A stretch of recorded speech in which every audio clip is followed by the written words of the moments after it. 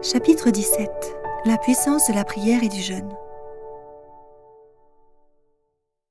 Une foi qui croit comme le grain de moutarde. Mais cette sorte de démon ne sort que par la prière et le jeûne. Matthieu 17, verset 21. Le Vietnam est un pays à dominante communiste, où ceux qui partagent l'Évangile sont persécutés et harcelés. Cependant, les croyants adventistes sont en train d'y apprendre que ce que l'homme ne peut faire, Dieu le peut, surtout si son peuple s'unit dans le jeûne et la prière. Mon amie Julia Aucaret, directrice des ministères ASAP, m'a récemment fait part d'un témoignage merveilleux. Dans l'une de ces grandes villes, d'environ 4 millions d'habitants, le pasteur et plusieurs membres d'un groupe de maisons avaient à cœur de parler de Dieu aux gens.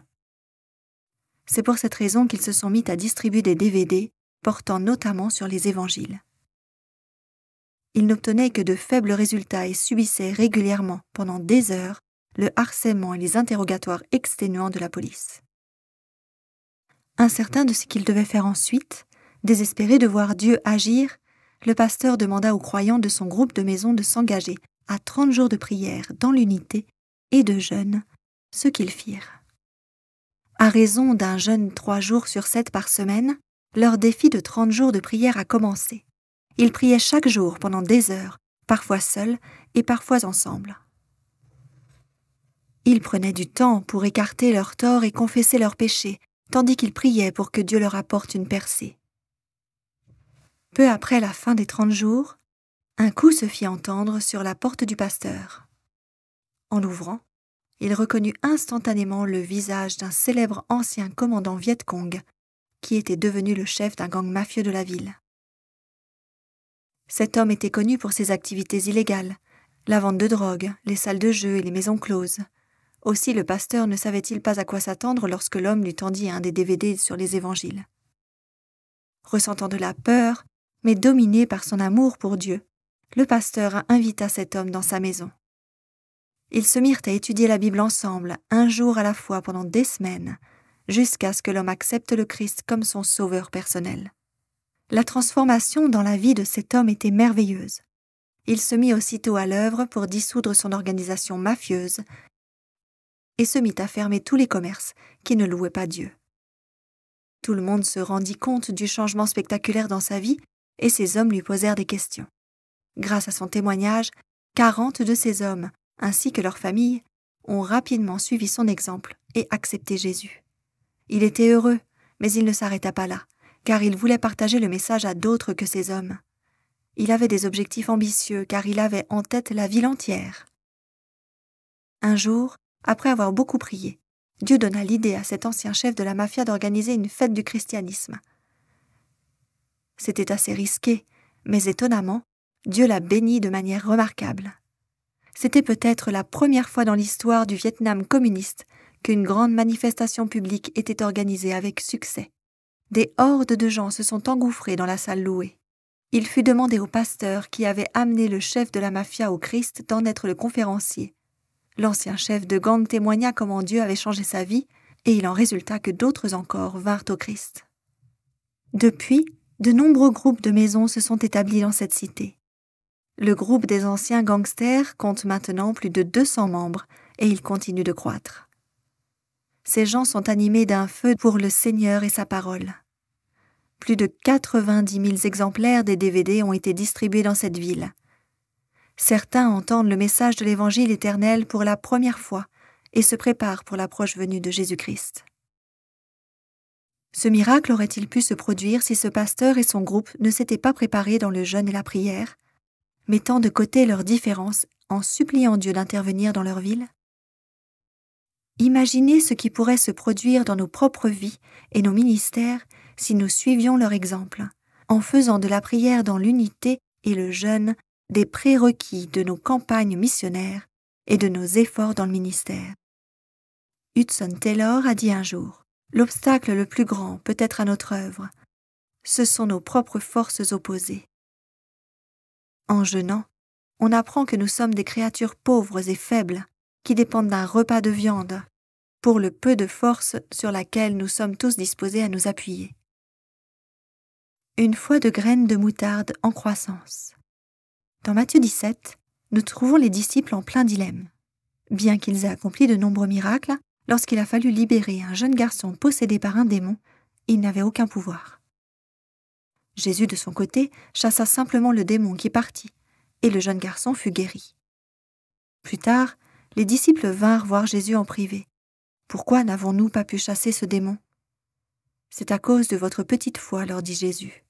En vérité, je vous le dis, si vous avez de la foi comme un grain de moutarde, vous direz à cette montagne, « Transporte-toi d'ici là », et elle se transportera. Rien ne vous sera impossible. Matthieu 17, verset 20. Bien que très petit, le grain de moutarde contient le même principe de vie mystérieux qui produit les plus grands arbres. Quand la semence de la moutarde s'est enfouie dans le sol, le tout petit germe s'empare de tous les éléments que Dieu a préparés pour lui servir de nourriture, et il ne tarde pas à prendre un développement considérable. Si vous avez cette foi-là, vous vous cramponnerez à la parole de Dieu et vous utiliserez tous les moyens que Dieu a mis à votre disposition. Votre foi affermie vous assurera le secours de la puissance céleste. Les obstacles que Satan accumule sur votre sentier et qui paraissent aussi insurmontables que les montagnes éternelles disparaîtront à la requête de votre foi.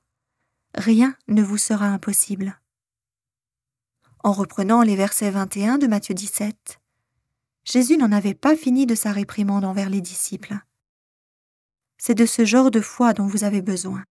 Cependant, cette foi qui chasse les démons, le plus grand des problèmes, ne vient que par la prière et la foi. Apparemment, vous n'avez pas prié ni jeûné. L'appel au jeûne biblique. De nos jours, le jeûne n'est pas un thème de prédication populaire, et il est souvent mis de côté dans les disciplines spirituelles que nous cherchons à développer.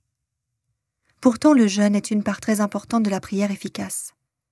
Dans Matthieu 6, verset 16, Jésus fait cette déclaration aux disciples. « Lorsque vous jeûnez, ne prenez pas un air triste comme les hypocrites. » On remarquait les hypocrites en raison de leur jeûne long et très strict. Mais celui-ci n'était qu'un acte extérieur destiné à mettre en valeur leur piété, et non un changement de cœur et de vie pour promouvoir l'Évangile, voir Ésaïe 58.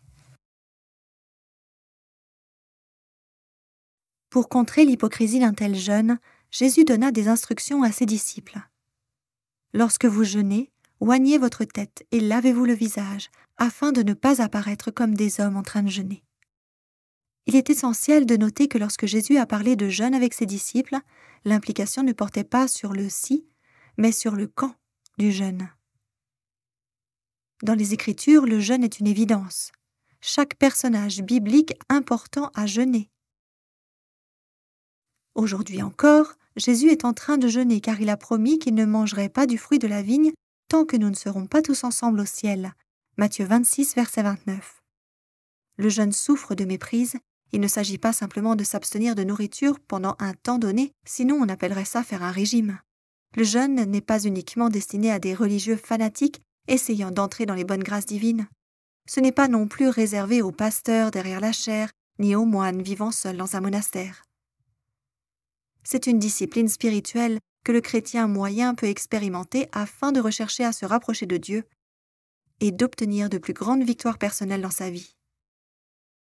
Généralement, le jeûne peut prendre diverses formes.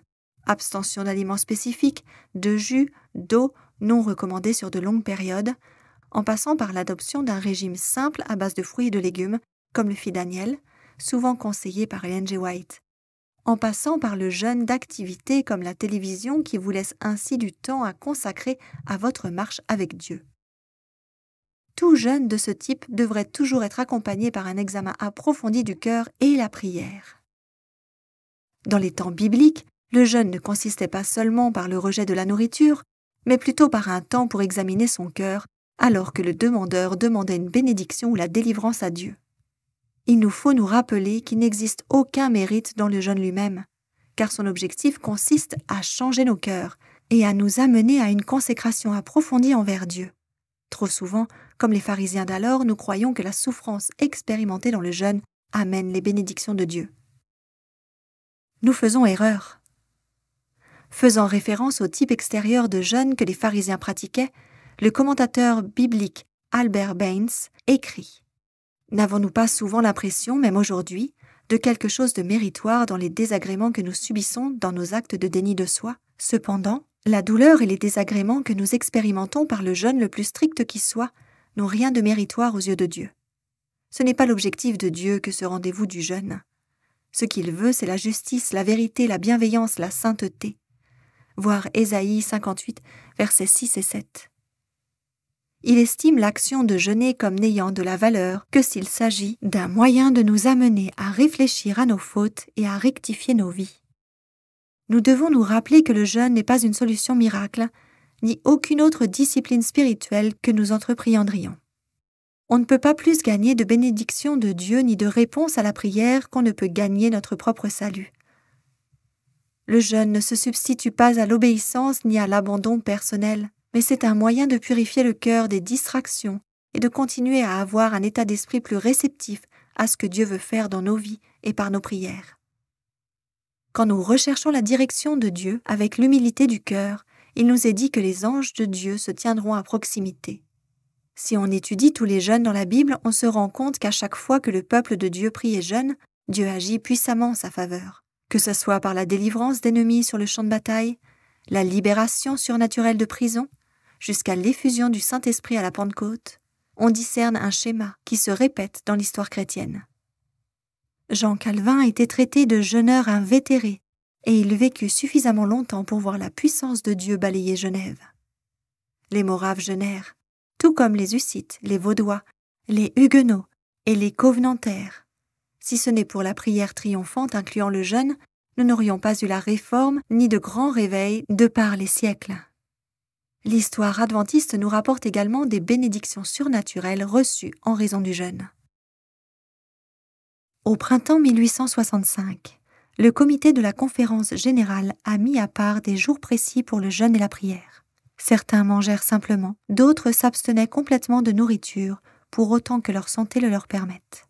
Ensuite, James White, éditeur de la revue The Review and Herald, écrivit que de nombreuses prières furent exaucées, qu'il n'avait jamais été témoin d'une telle intensité, ni de moments meilleurs à Battle Creek, ou dans le champ missionnaire mondial. Les adventistes américains ont choisi des jours spécifiques en 1865 pour le jeûne et la prière, afin que la guerre de sécession prenne fin. Et peu de temps après, la guerre de sécession a pris fin. Ellen G. White a dressé une liste de raisons, avec leurs explications, pour nous inciter à jeûner. Lorsque nous sommes en quête des vérités essentielles, afin que notre compréhension soit claire. Lorsque nous recherchons la sagesse céleste que Dieu a promise. Lorsque nous cherchons la direction de Dieu dans la réalisation de projets importants. Lorsque nous consacrons nos talents au service de Dieu. Lorsque nous demandons instamment l'aide de Dieu en temps de crise. Lorsque nous combattons contre l'oppression démoniaque. Lorsque nous nous tournons vers Dieu pour qu'il y ait plus d'ouvriers pour la récolte. Pour l'unité parmi les membres d'Église. Lorsque nous recherchons la purification du cœur et un réveil spirituel. Lorsque nous cherchons à contrer la tentation spirituelle. Lorsque nous cherchons à avoir de l'appétit pour la nourriture simple. Lorsque nous cherchons à vaincre la maladie, pour 1 ou 2 repas. En plus du jeûne pour des difficultés spécifiques qui peuvent surgir, je crois qu'il existe également un jeûne préventif à prendre en compte. Celui que le Christ a fait dans le désert pendant 40 jours avant de commencer son ministère. Voilà ce qu'il nous serait bon de faire avant de prendre de grandes décisions ou avant d'aller de l'avant dans notre œuvre. Les disciples ne pouvaient pas chasser le démon dans Matthieu 17 parce qu'ils n'étaient pas préparés spirituellement. Parfois, lorsque des urgences surviennent, il est trop tard pour commencer à jeûner. Il ne reste plus de temps, l'aide est nécessaire et immédiatement.